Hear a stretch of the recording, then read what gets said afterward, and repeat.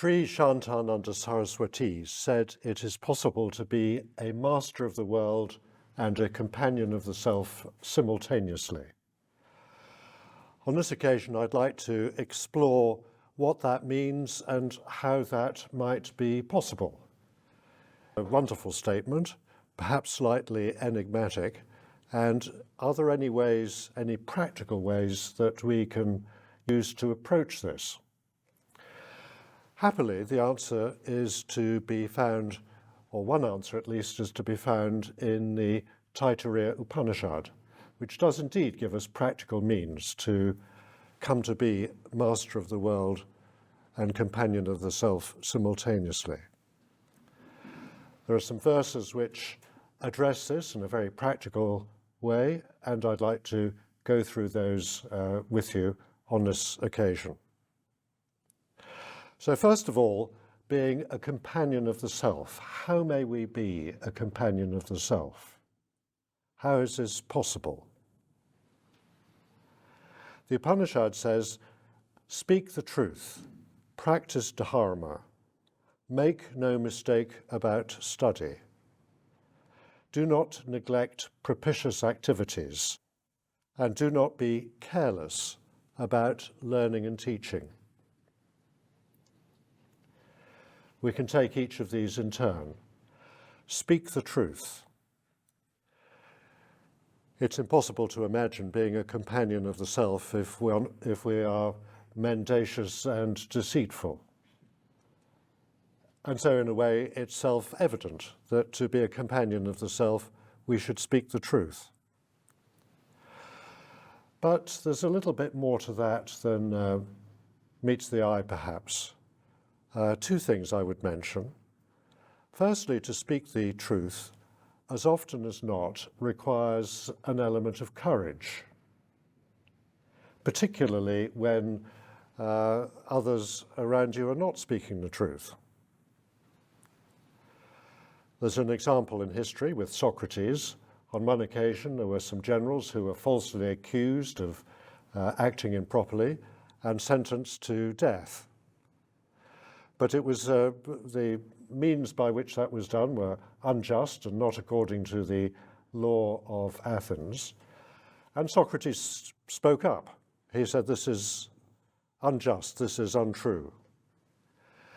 In doing so, he risked his own life. But nevertheless, it was more important to him that he spoke the truth regardless of the consequences. Now, that's perhaps quite a dramatic example, but there are many, many situations where it's sometimes easier, or it seems easier, just to keep one's head down or sit on the fence, or whatever analogy we like to use. And to speak the truth is requires some bravery.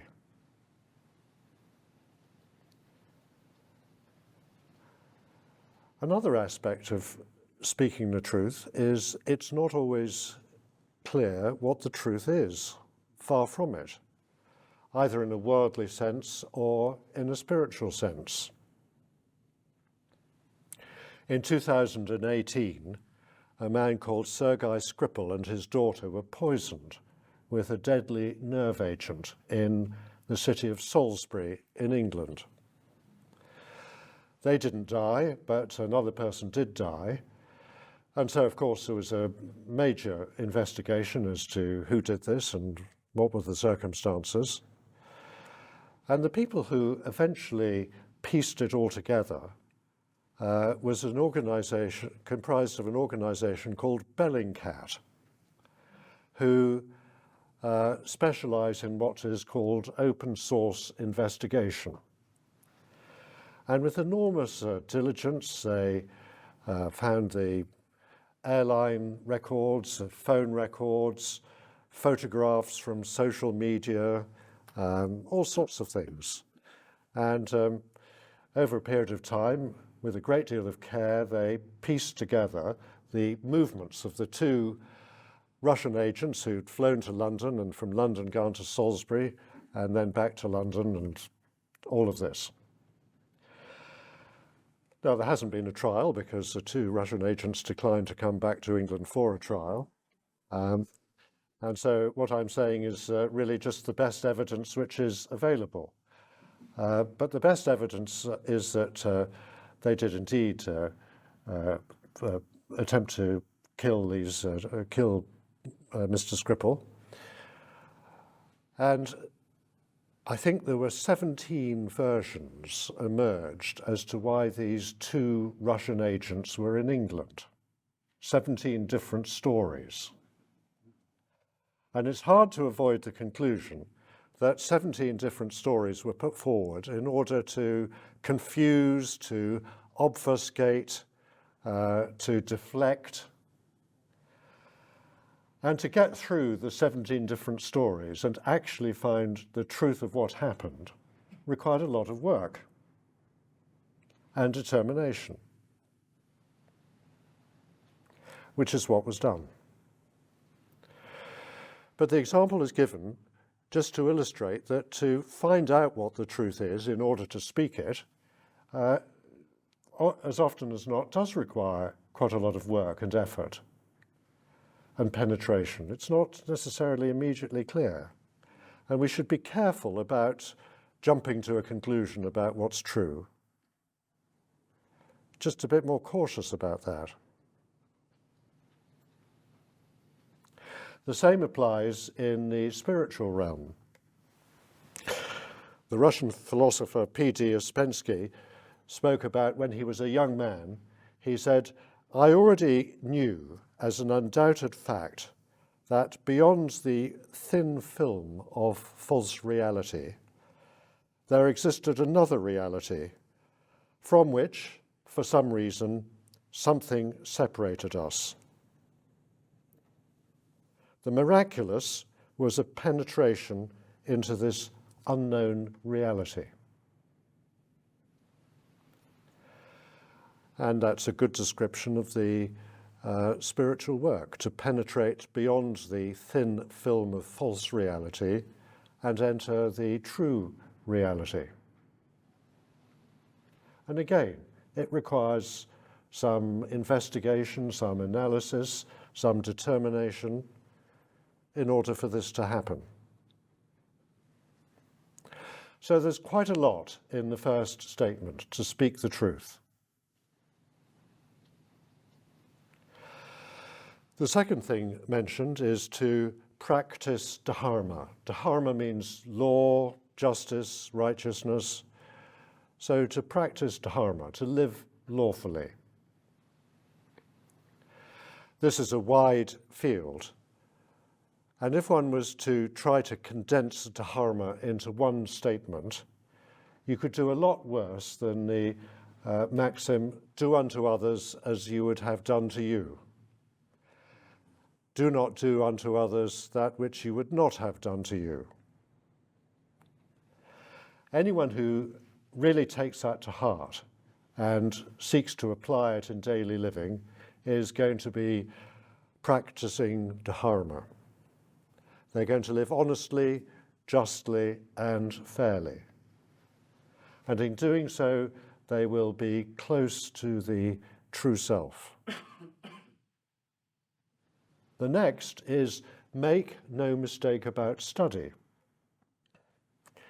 Study here means study of the great teachings, the great teachers, the scriptures. Everyone can recognize the nature of the mind is both to remember but also to forget. The mind needs help to remember and to be uplifted and to be inspired and illuminated. And study of the great teachings does just this. It reminds us and it inspires us. And this really can be a daily matter. People's circumstances vary considerably, of course, and some will have more time than others. But even those who have not so much time, as a daily thing, can study such works. It doesn't have to take long, and it does make the world of difference. It helps us to be close to our true self. It reminds us.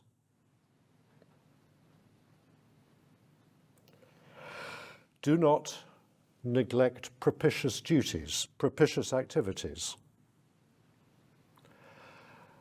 One such propitious activity is meditation. Meditation is best when it's regular, when it's daily, indeed twice daily. And it's best not to neglect it. It keeps us anchored, it keeps us centered. However much is going on in the world, however tumultuous the world may seem, if we meditate regularly, it helps us not to be swept away, or at least not too much swept away. Keeping good company is a propitious activity. And there will be other activities in our lives which we know are propitious, we know are helpful. And the Upanishad is encouraging us not to neglect them. And sometimes it can seem easy. There are important things to do, and there are people pressing us for things, and these propitious activities don't seem so pressing, but don't neglect them. This is the advice of the Upanishad. Then lastly, do not be careless about learning and teaching. Learning and teaching in a spiritual sense. If one's a student, a follower, be assiduous, be careful.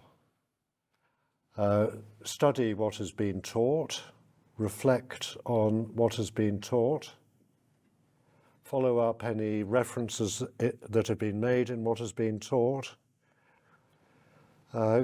Give it good attention. Don't be casual about it. Don't take it for granted. Make the best of it. And if one is teaching, then again, be careful about it. Prepare what one is going to try to impart. Seek to practice that. Be in a good state in order to try to pass it on. Because learning and teaching are, you could say, sacred activities, and they can be treated as such. If we treat them in a casual, offhand manner, they don't carry the same force.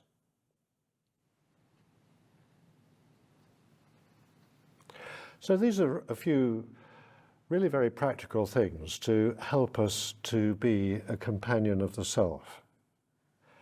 To speak the truth, to practice dharma, not to make any mistake about study, not to neglect propitious activities, and to be careful about learning and teaching. If we follow these, then we certainly will be close to the true self of us all. Naturally.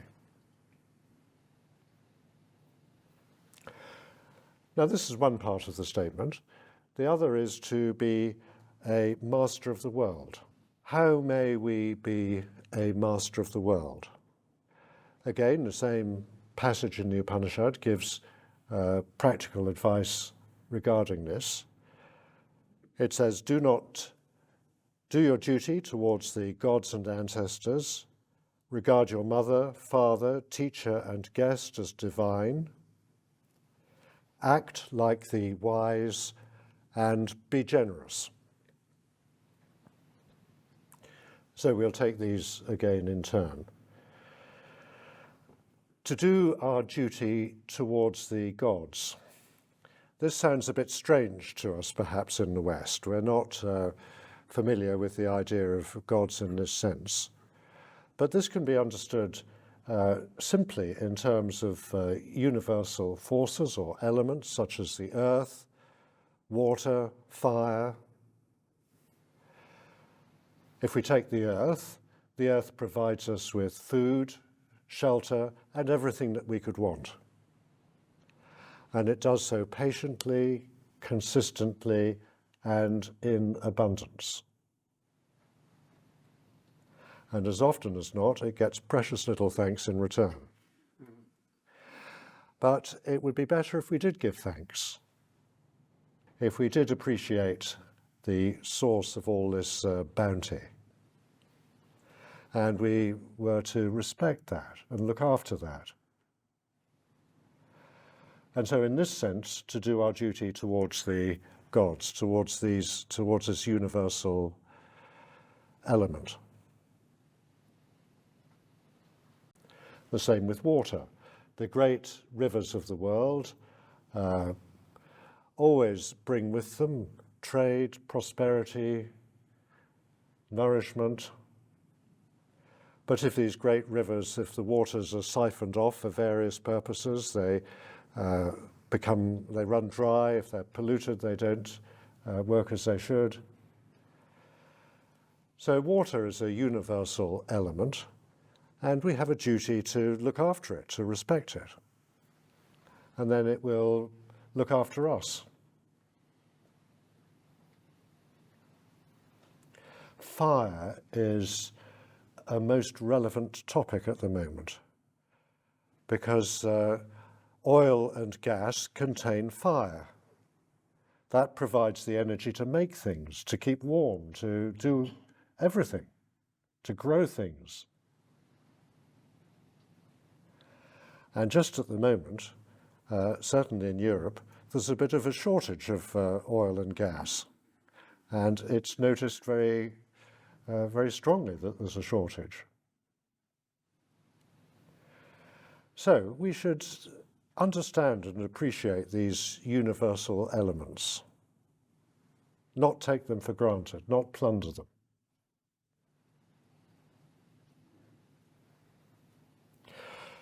Do your duty towards the ancestors, to respect those who have gone before us, who have worked in such a way that what we have is possible and available. This doesn't mean that we should be slaves to the past, but we should respect the past and those who have done fine work to create what is good in the present. And this may encourage us to likewise try to do fine work for the future. Treat your mother and father as divinities. We have a similar statement in the Old Testament, honor your father and your mother. Sometimes I appreciate people's circumstances, personal circumstances make this difficult, but nevertheless it remains at the heart of the society that we live in. There's a universal dimension to father and mother, and sometimes recognizing that universal dimension can help. Treating your guest as divine is an idea which spans all great traditions. In ancient Greece, the idea was that you should be most hospitable to your guest because it might be a god in disguise. And if you are not hospitable, then trouble may follow.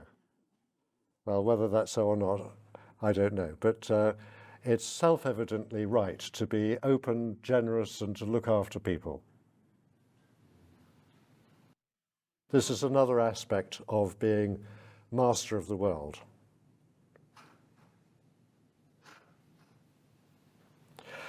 Act like the wise.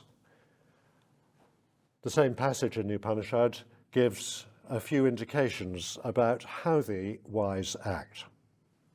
Firstly, it says they're good deliberators. They're good at deciding things. They have sound judgment, common sense, And this is important. In all sorts of ways, we look to people whose judgment we respect. The verse goes on, the wise are skilled in worldly customs. They know how to behave, how to conduct themselves in all kinds of different situations and circumstances. And it's important in life that we do know how to conduct ourselves. We have to live in the world, and we need to conduct ourselves in a way which is harmonious and just.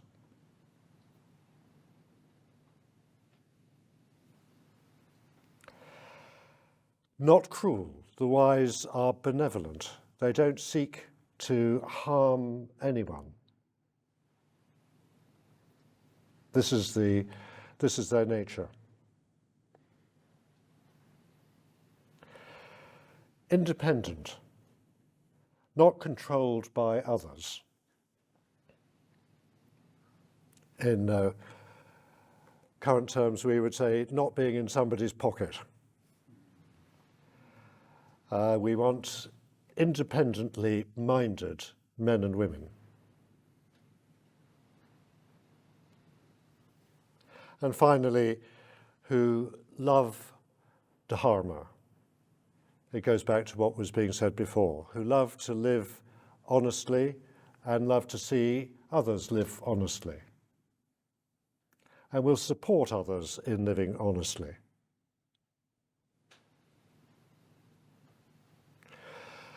So this is the description of acting like the wise in these ways. And again, all of these things help us to be a master of the world. The final thing to be mentioned is to be generous. And the Upanishad gives quite a strong emphasis to that. To give. And it tells us how to give. To give with honor, to give according to our means, to give in a friendly way, in a respectful way, but to be generous.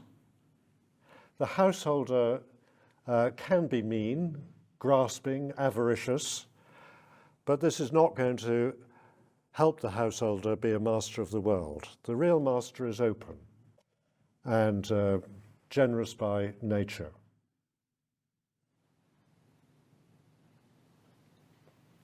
And that's a description of how to be a master of the world. So if we take all of these things together, there's a wealth of simple, practical advice to help us. It's a marvelous idea to be master of the world and companion of the self simultaneously. And it's up to us to find out how to do it and to enact it, to embody it. And the Upanishad gives us, I think, very immediate help in doing that.